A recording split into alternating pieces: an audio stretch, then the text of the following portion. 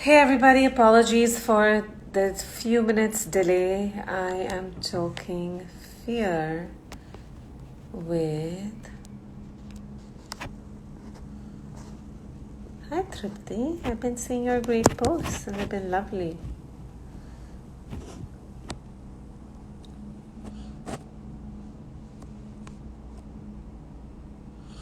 Hi everybody, good morning. For me, it's like the first day of the week today because we had a long weekend and I took some time out. I went out of town. And that's what I've been doing.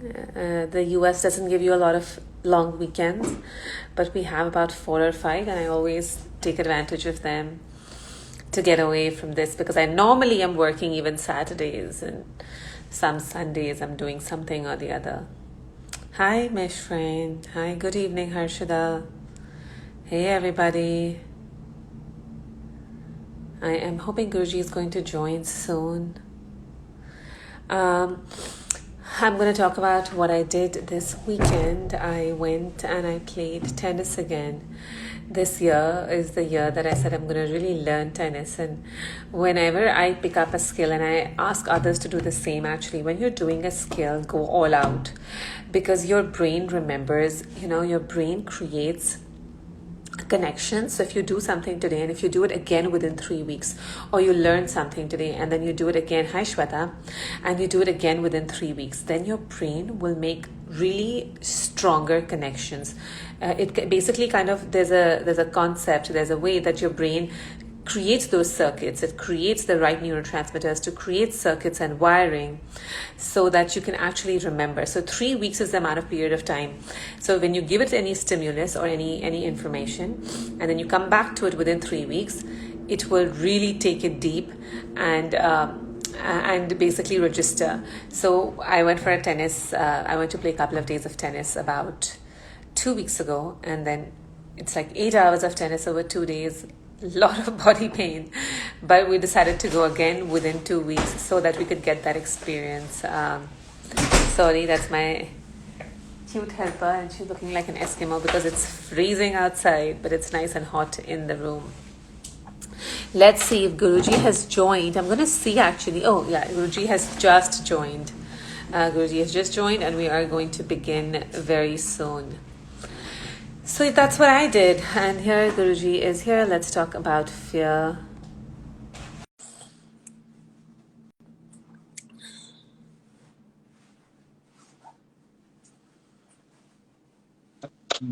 Guruji. Pranam Guruji. Namaste. At the back. Sorry, Guruji. Pranam How are Guruji. you? I'm very, very well. How are you, Guruji? Doing very well, thank you. I know last week we had a little break. You were a little busy, Guruji, but I'm glad that we are back again and talking again. I'm sorry, I was really supposed to be back with our You scheduled never time. have to apologize, Guruji. Not at all. Not at all. You never have to apologize. Since it was with a politician, of course, we have to adjust with political leaders' timings and Yeah, everything. yes, of course, Guruji, of course. And you know what? It gave us all the time, also gave us a week to internalize, go back to older lectures, talk about anything, just think about things, take things deeper. So it's also great. Krishnaji, I see you're here. I saw you cold right now. Krishnaji cold. So Guruji, how are you doing? Has it opened up? Has Indimasi opened up? Yes, everything is okay, everything is open, and we are slowly getting busy. But still, our overseas clients cannot come because of the restrictions in the flights. The travel. Yes, Guruji. Hopefully another 2-3 months and the world will open up. Always we will hope for the best. Yes, Guruji. And I'm excited to talk about our topic for today, Guruji, is fear, right? Um, I don't even know where to begin. I don't even know where to begin, Guruji, because of course, fear is since childhood, right? Whether it's a little baby or we are adults, fear is used externally as a motivation to drive us to do things. Fear is used to paralyze ourselves. Fear is one of the most scariest emotions and the most debilitating, lower energetic vibration emotions. So, Guruji, you tell us, where should we begin talking about fear? Anyhow, I have two experiences. Before I entered into the serious yogic practice, I used to feel fear.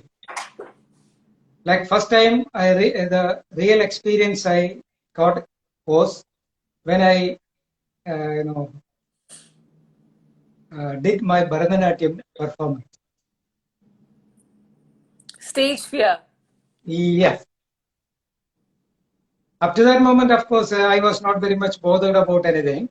But when I was facing a huge audience, instead of, taking the steps on my feet, my knees started doing the dance as a beginning. That is what I felt, and I was sweating. I was nervous, and I didn't know what that was. What was that experience? But anyhow, I knew that was the stage fear. So like that, many things I can tell. Later, when I entered into my serious practice of meditation, I could manage with the hormone levels in my body. So I can explain fear has a reason with the two faces. It's like a coin with the two sides. One is ignorance. Based on that ignorance, hormones will be produced. So when these two things combine together, we will experience fear. It can be many reasons, like stimulation. Again, what I want to tell is reason of the fear is based on ignorance. We don't know about the reality of our life, how things are happening. We are living in imaginations and expectations. Either we will tie our mind in the past or in the future. Like past experience, oh, I had got that, I have this, and I was treated like that. It was a very bad thing. So we tie ourselves, we enslave ourselves into that past memories. Or we will be anxious about how things are going to happen. Just for example, you ask me now, how is business?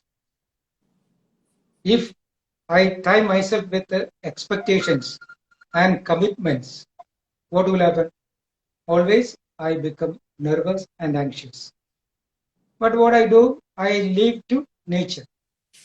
What is meant to happen will happen, because I know this body is a temporary manifestation of the collection of molecules. That's all. It keeps on changing. So how can I expect a stable thing in a changing matter? So I don't do that. I connect my mind with the infinite reality. That is what is called yoga. Union between our consciousness and the reality. That is possible through practice. That is what is called Kundalini Yoga or Raja Yoga, whatever it is. Through that, we will experience some kind of the nature of existence, the knowledge about the reality. There, we will overcome the fear. That is what I said in the beginning. Ignorance is the cause of fear. Knowledge is the medicine for fear.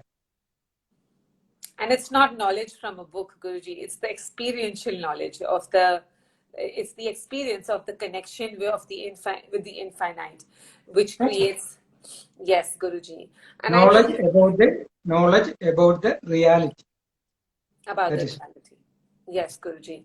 And it happens very quickly also.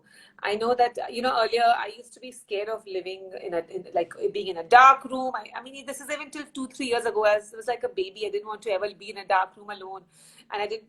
And suddenly I've realized that as I started doing my practice, and the fear of losing loved ones was a big one for me.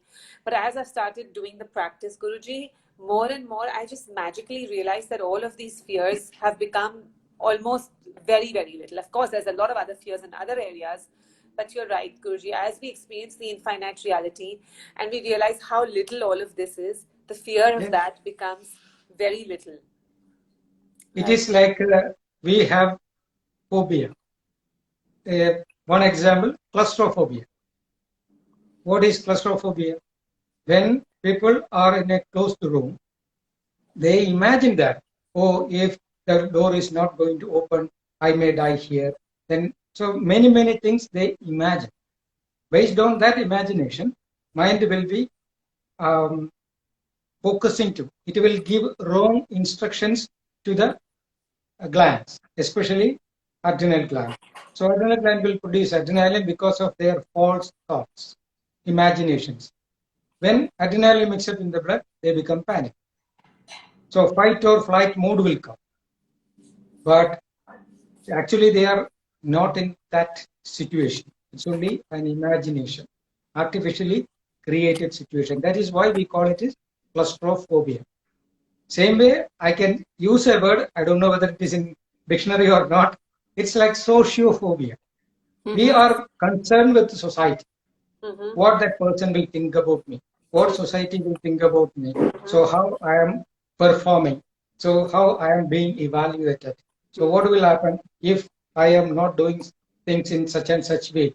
So these things are being imagined unnecessarily. Then that will become a phobia. That is the root cause of 90% of the problems which modern society is facing. Yeah. So what Guruji is saying is that basically we create phobias with the imaginations in our mind, and one of the reasons, Guruji, if it's very noisy here, tell me, I'll move to another place. Is it very noisy? Yes. No, I am okay.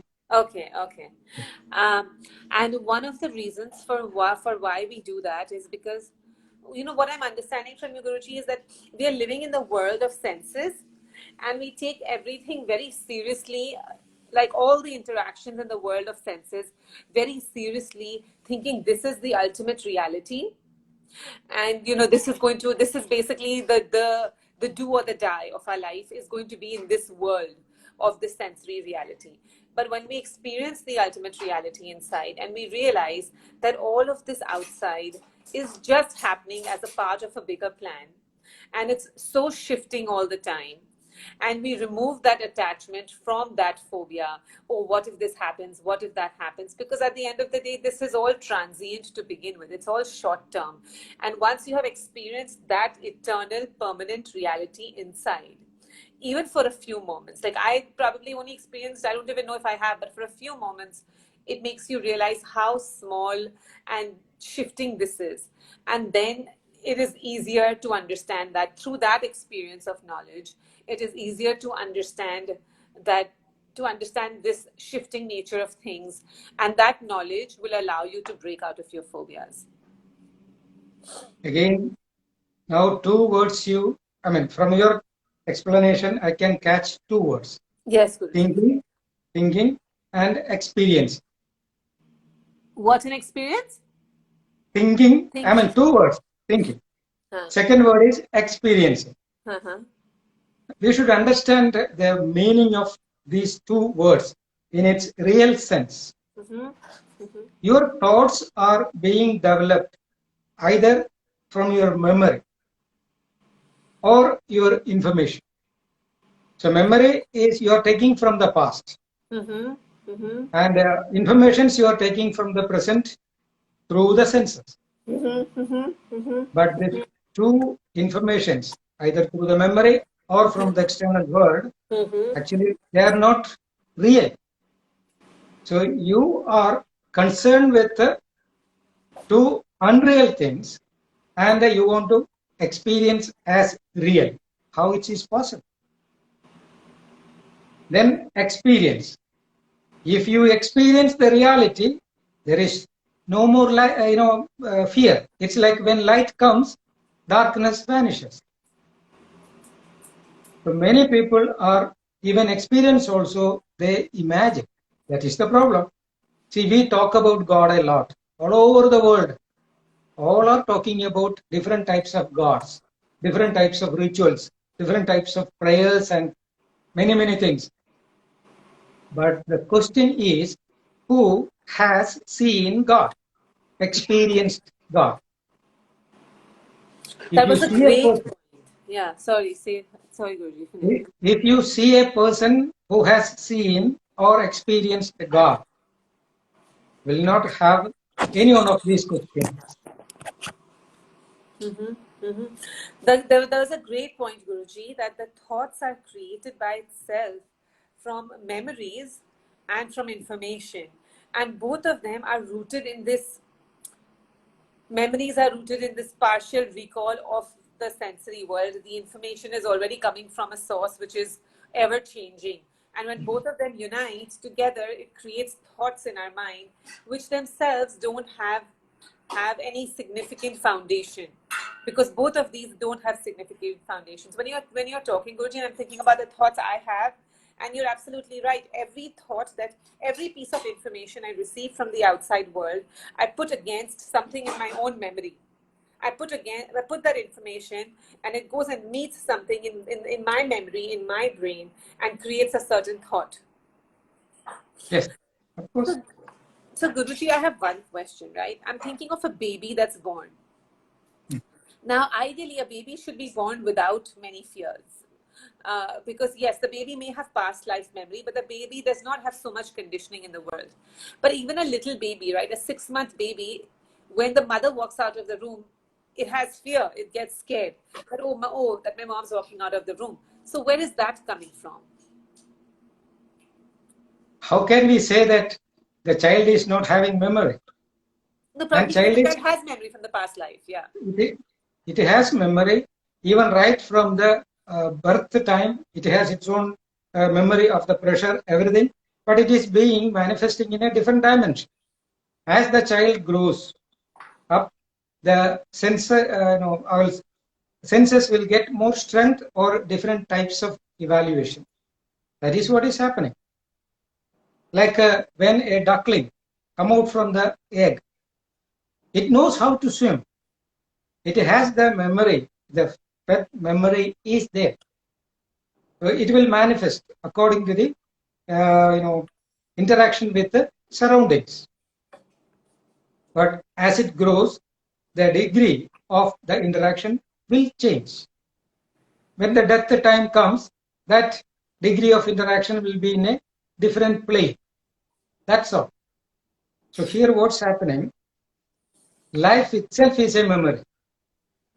Like if I analyze my body is a combination of trillions of cells. That trillions of cells are produced from trillions of germs. Each germ is having the memory of the universe.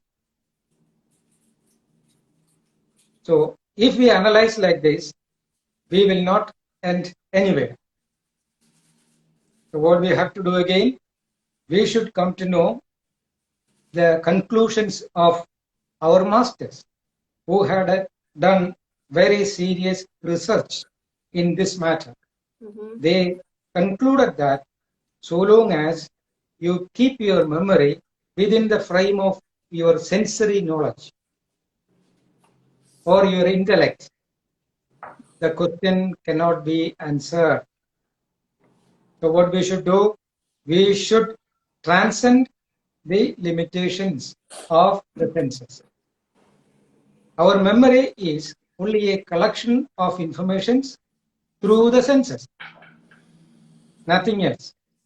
So whether it was in the past or it is happening now, or we project something based on this past informations and present information. When we imagine something, we produce something in our mind as a visual, and we project it to the future, and we will become anxious about it. So all are happening. whether it is the memory from the past or present or future. We are doing the comparison of our sensory experiences. That's all. If we want to know the reality, go beyond the senses, we have to do the proper retention of breath. That is what is called kumbhaga. Hold the breath, either inside or outside, bahya kumbhaga or anda kumbhaga. Do it gradually. You can extend your breath.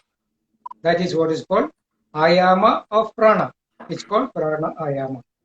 When pranayama reaches to certain degree, you will get a control, your consciousness or your will, I can say, will get a control over the glands. When the glands are being controlled by yourself, it cannot secrete the essence or the hormones. So the secretion of the hormones will be under your control. That will decide which kind of experience you must have. So you will become the creator of your own thought, which technically called Brahma, the creator. So come back to yoga again.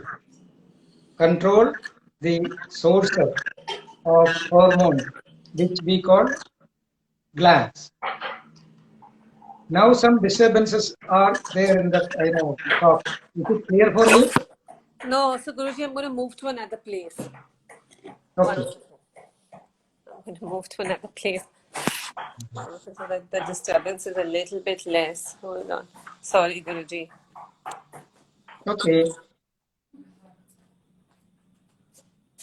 I'm going to have to go back here. There is no other place.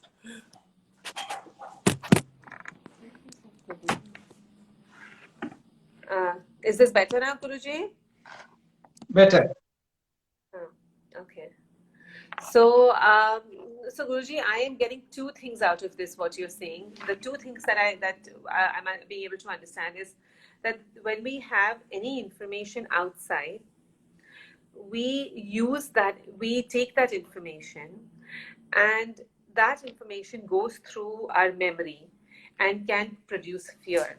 But for that step to really happen, there are glands in our body. When we have actual experience of that fear, there are certain glands in our body which get stimulated and secrete certain hormones.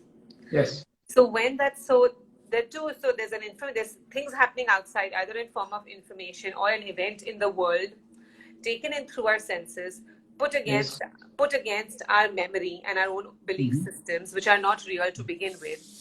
That has a physical reaction for stimulation of certain glands, and then those certain glands produce hormones which leave us feeling extremely uncomfortable. And that is the experience of fear that we have in our system. Sure. Yes. And so to prevent that experience, or to be able to deal with that experience, now we have to work backwards. That if the information against my memory produced this stimulation in gland, now I'm going to start with controlling my glands and the way they behave, so that this experience does not happen. And kumbhaka, or the retention of breath, like Guruji said, is one method where you can really learn to play with your glands, learn to control the way your glands behave, so that you can still have the same information, but now a different reaction in your body. Yes. So, what I want to tell you is, this is like we keep on, repeating the same.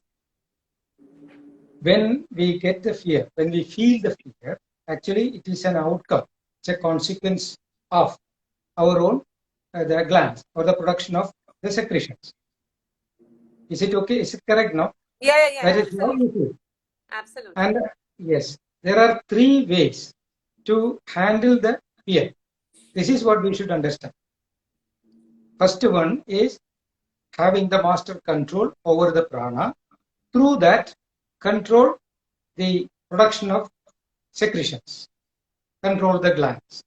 That is the yogic way of management.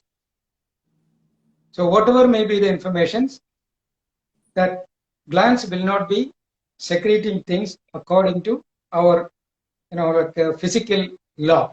We go beyond that physical law and we get the master control over that. Just for example, a child is having that anxiety or fear about the result of the exam. The child is so nervous. If the child is well trained, the nervousness will not come, because when the information comes, oh, that exam was a bit tough and it may be putting me in trouble, that thought comes, the fear will start developing because of the secretions.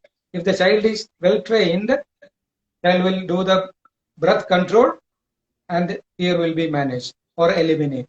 That is the yogic way.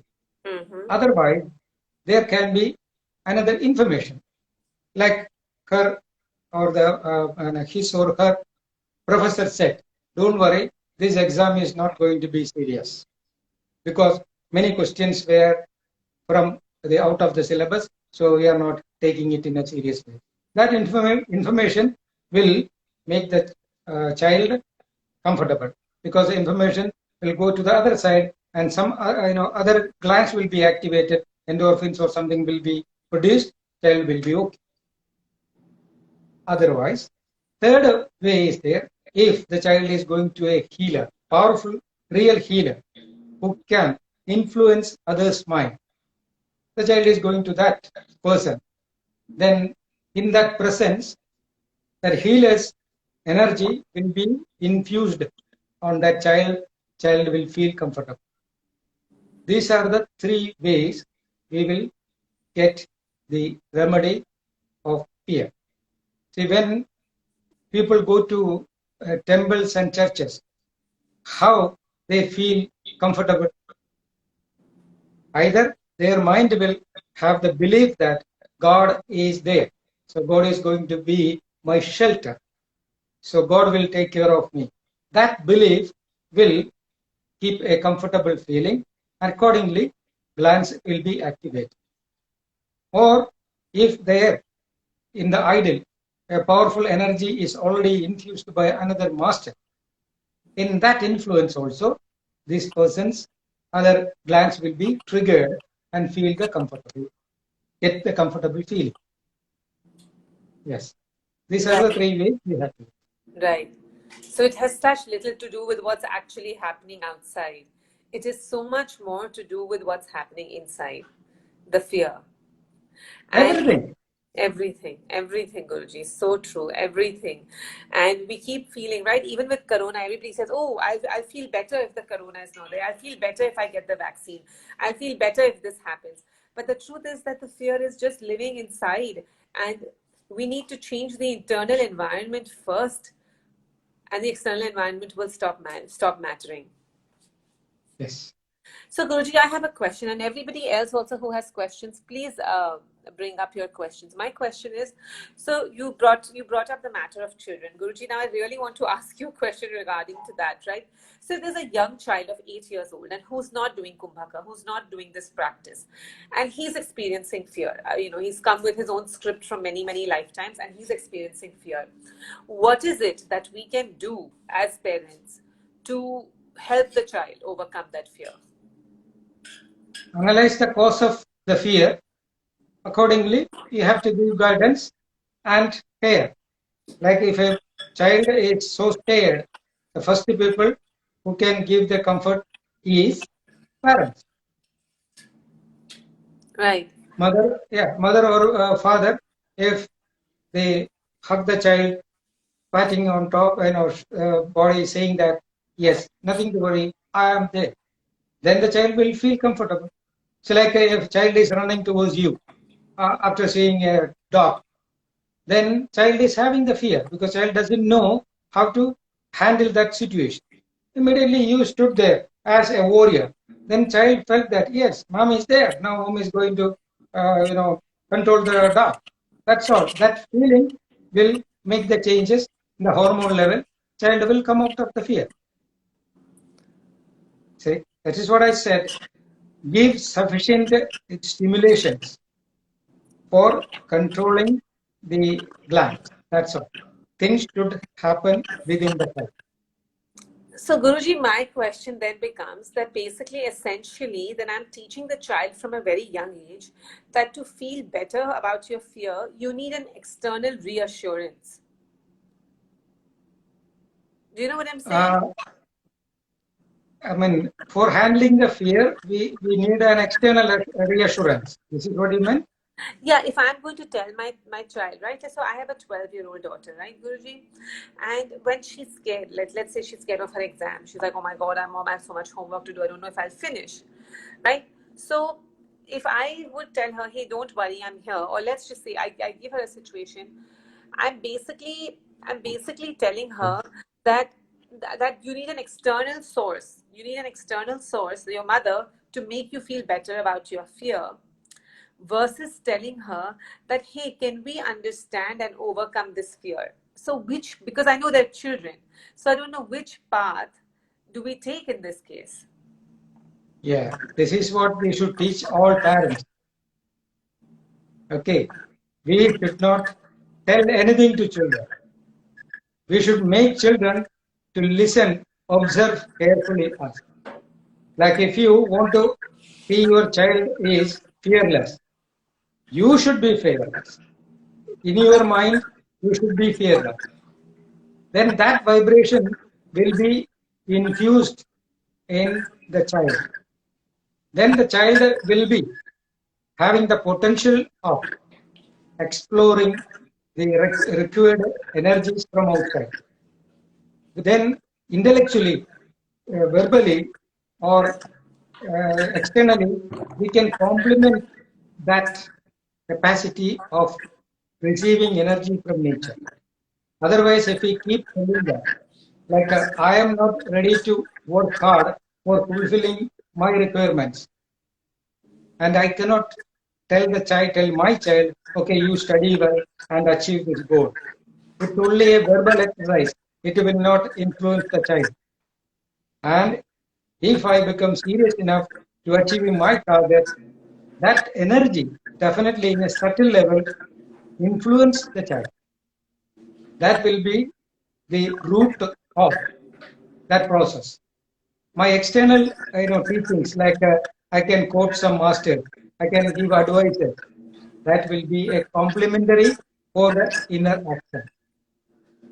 Yes, very well said, Guruji. Guruji, very well said. That so when we are dealing with others who have fear, sometimes we become scared of their fear, right? It's very difficult to be in a place where people are scared, and I'm like, oh my God, this is making me uncomfortable. So the first step is to become fearless yourself, change the energetic vibration around you, and then all the interactions now have this new energy of fearlessness. Because it's true, I see when my kids are scared, I start getting uncomfortable. I say, oh my God, she's scared, oh my God, she's scared.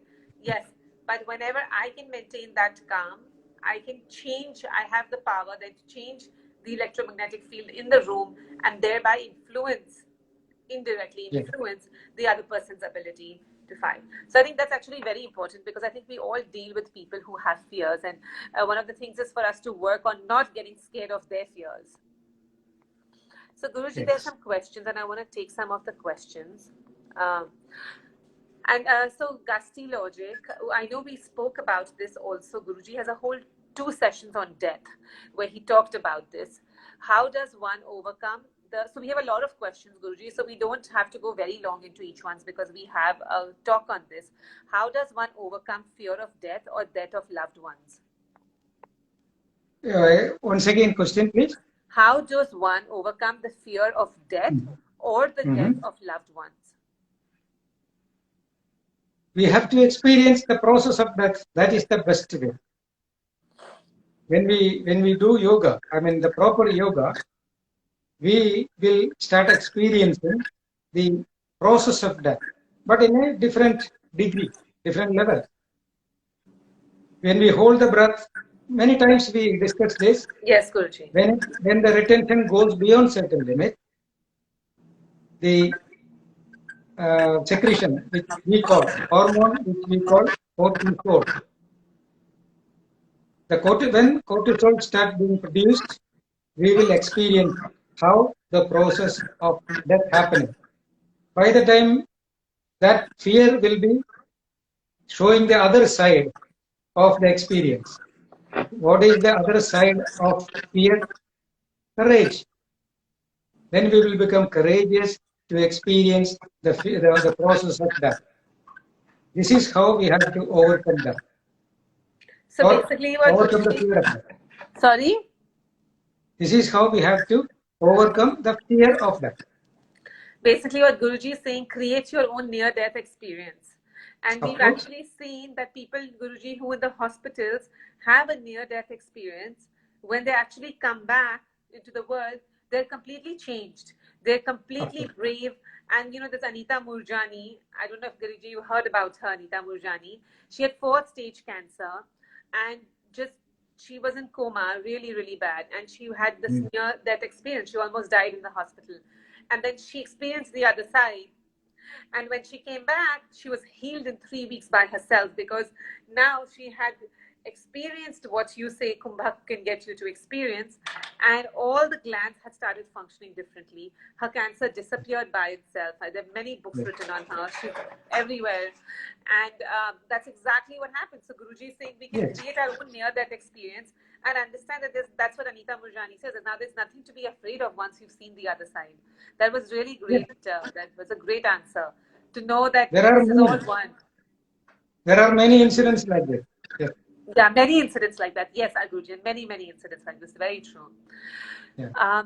How to overcome the fear of the unknown future versus staying in an unhealthy marriage?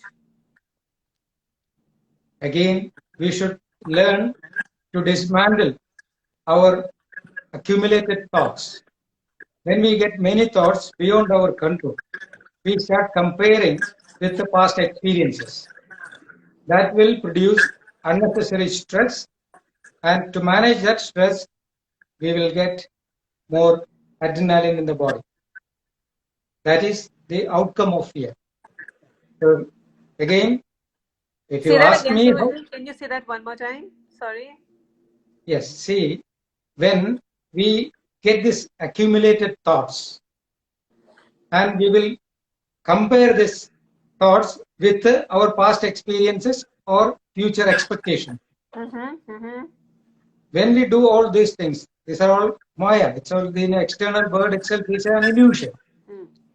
When we try to do or play with this illusionary thing, mind get tired, and it will try to find a remedy from that, how to escape from these thoughts.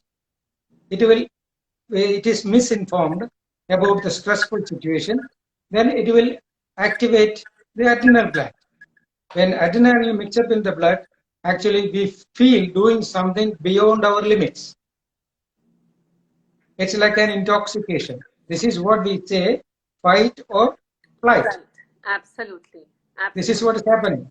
But if in reality we are not in such a situation, it will manifest as fear. Absolutely.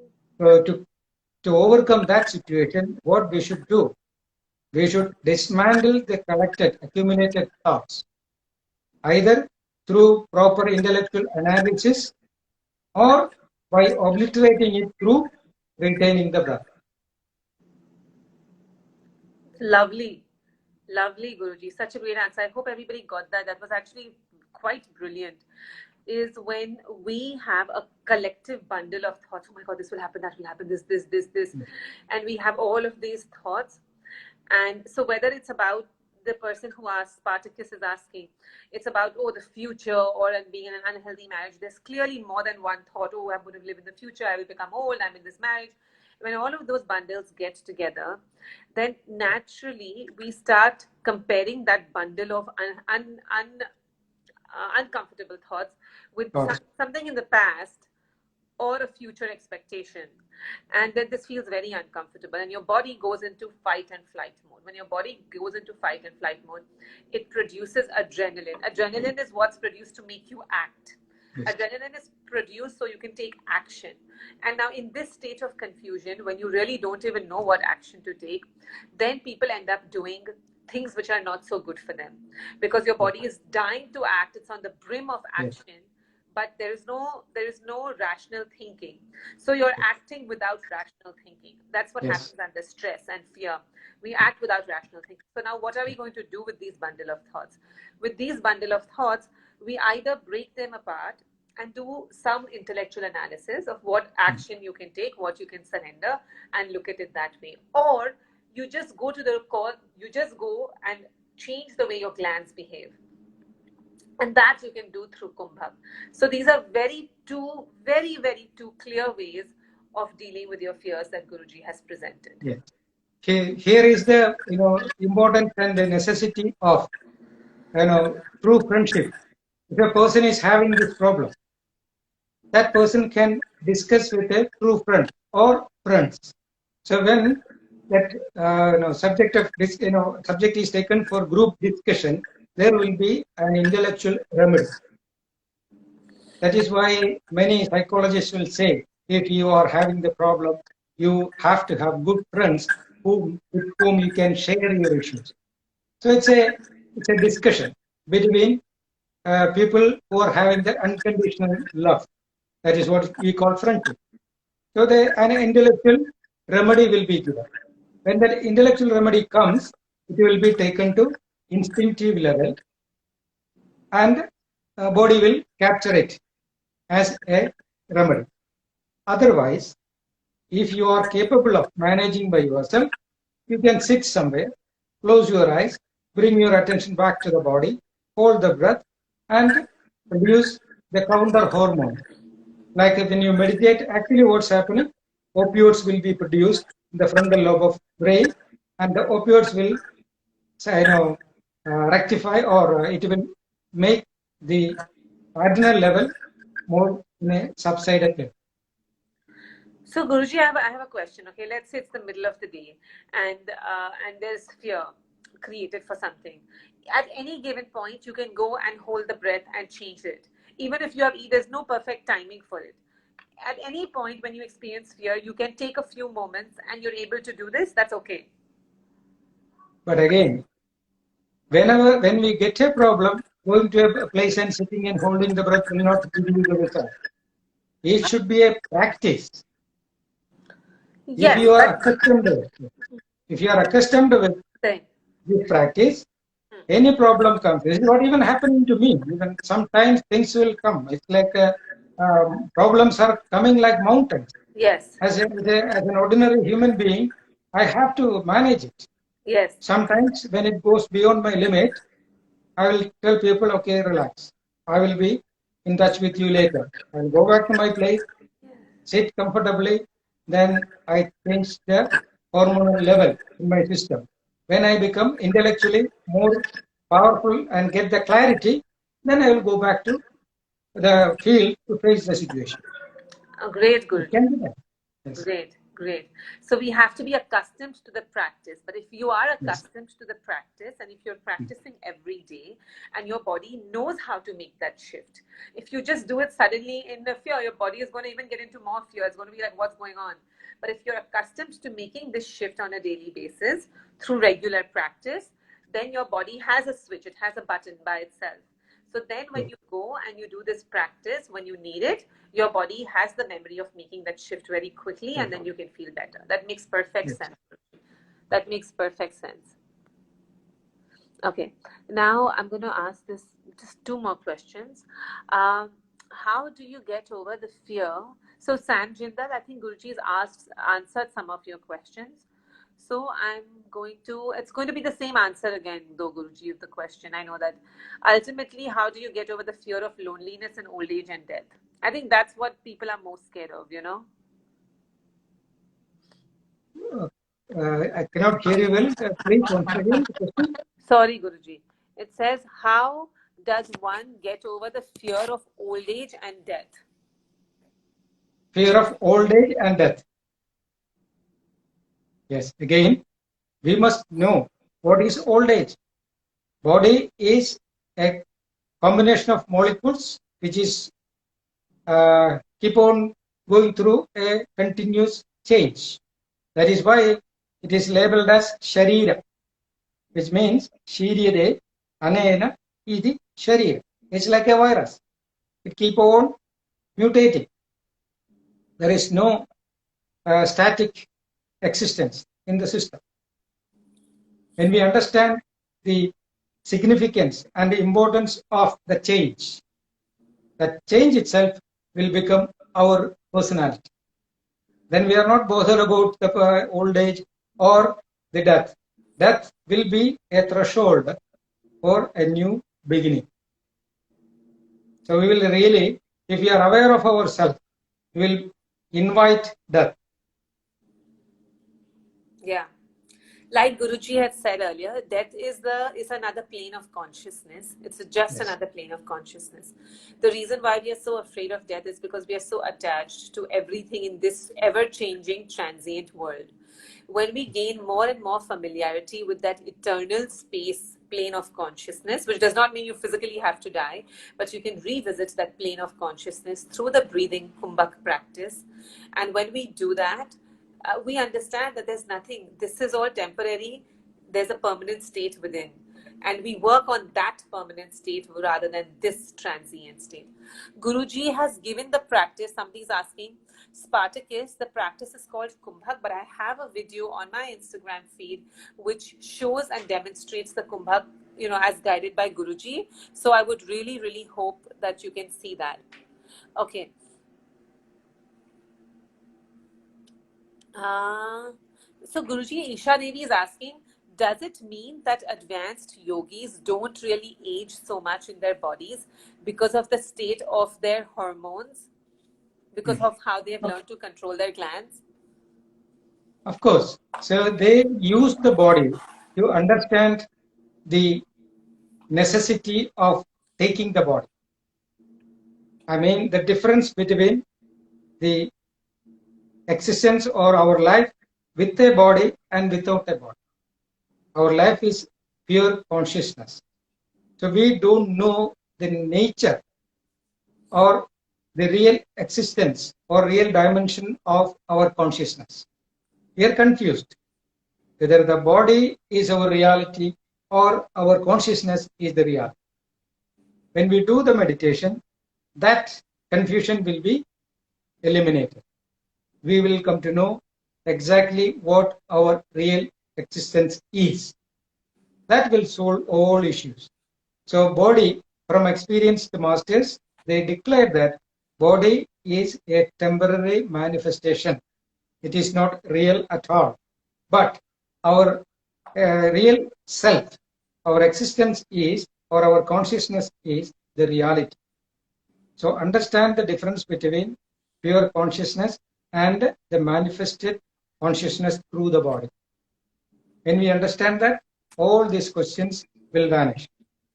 When we reach to that level, the necessity of the body will not be will not be very essential. That is why experienced masters are not very keen on eating food or drinking water or doing asanas, or they will be totally detached from worldly actions because their purpose is filled. They fulfilled the purpose of life. Great. Great, Guruji. That's so lovely. That they realize that there's no importance to all of this. Yes. They are just living in a different plane. So, Guruji, there's a last question that I want to take today. Also, are there any contraindications for Kumbhak? And I know we've kind of spoken about this before, but Guruji, I myself have confusions about this one. That is there anybody who should not, after eating, before, any kind of contraindications for when we can do Kumbhak or who can do Kumbhak? Nothing is there. Why we are so bothered about these contraindications of doing a little Kumbhak? It's all because of our anxiety about the future. This anxiety will not be helping in any level for the practice. That is why Master said, renunciation is the foundation or the maturity for getting into practice of yoga. Renunciation means we should be able to understand, or at least we should convince ourselves that nature is the supreme master. We have no right to hold on anything. When we understand that, at least we should tell ourselves that nature will take care of everything. Then we can hold the breath without any sign of or degree of anxiety. Otherwise, we keep on thinking what can be the consequences of my practice, and never we advance in the real experience. Absolutely. Absolutely, Guruji. That makes a lot of sense. Everything, Guruji. So basically, I'm just going to quickly summarize what Guruji says, which is amazing that we literally have the same answer. Guruji is consistent with what he tells us, is the constant understanding of how temporary this world is. And anything in this world, given with the background of what we already hold in our memory, creates hormonal reactions. Our best bet is to be able to regulate those hormonal reactions, to be able to regulate those glands by constant kumbhak practice. Guruji did say today that sometimes you can have an intellectual analysis a little bit. That could be a small starting point, but eventually it is going to have to be the experience, the full experience of understanding the various planes of consciousness and how we are so stuck in one plane of consciousness and think our whole life belongs there because we have not seen anything else. So when we start experiencing, and Guruji, sometimes people feel so paralyzed that they really need to have that kind of comforting discussion to start with. But eventually, what Guruji is saying, that don't wait for that moment. Start your work and your kumbhak practice so that you're not stuck in a mad fear and then trying to do it. You do it every day. So now your body has already gained the intelligence that it requires to come back to these situations and deal with them differently. Guruji, anything else that you would like to conclude before we end? See, practice is like when you go to a doctor. If you have full faith and confidence on the doctor, whatever medicine is given, you don't have any confusion. You are not bothered about the side effects or contraindications of all these things. So you have full faith on doctor. So your mind is settled for consuming that medicine, and the medicine can work very well. There is no distractions or objections in the body. But if you are not confident about the doctor, your mind will be filled with many questions, and it is not focused. In that condition, when you consume the medicine, mind is not connecting with the medicine. So it will not be taken into the depth of your existence. So it can produce many side effects because your mind is producing the side effects. What is happening in the mind will be reflecting in the muscle or in the matter. Body is a collection of matter. So here we should train the mind first. How to train the mind? Leave the anxieties or questions or confusions to the law of nature.